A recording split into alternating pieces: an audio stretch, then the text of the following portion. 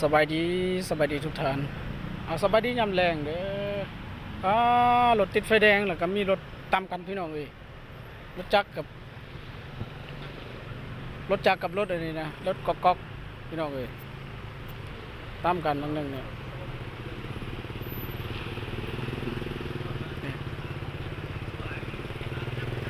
รถตามกันพี่น้องเอ้ยติดไฟแดงเด้อยู่บ้านนาคำเมืองสิโคตะบองนครหลวงจันทร์พี่น้องเอ้ยโอ้รถติดไฟแดงหลายเลยนี่นะ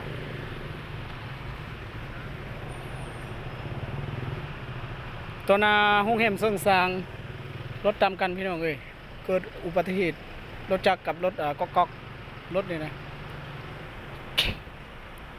ตามกัน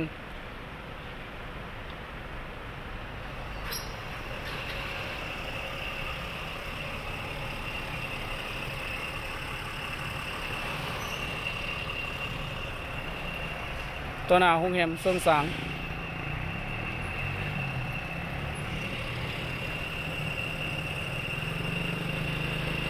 บัดนี้รถติดไฟแดงแล้วแต่ว่าอันรถจักรยังไปได้อยู่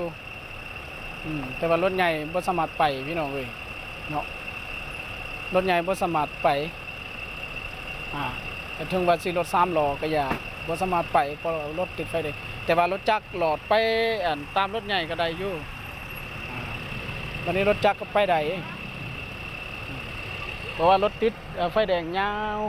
ไปเนาะแต่ว่ารถใหญ่บ่สามารถไปได้พี่น้องเอ้ยแต่ว่าเจ้าของคนขับรถ3ล้อนี่ก๊อกนี่จะตัดหน้ารถจักรพี่น้องเอ้ยเด้รถจักรด้วยฮะเด้ตัวหน้าห้องแฮมเซิงสางอยู่บ้านนาคำเมืองสิโคตะบองนครหลวงจันทร์ตรงกับไฟแดงลงนาโศกไตพี่น้องเอ้ยแล้วก็สังเจียง4แยกเนาะตามกัน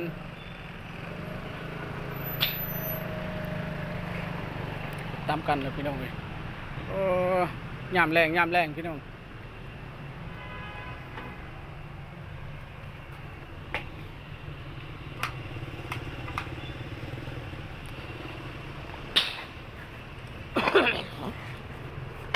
ขออภัยพี่น้องอีก ยังบ่ทันได้มาเทื่อพี่น้องเอ้ยเจ้าของรถเป็นจังไดกับ่จิบธรรมดาพี่น้องเนาะ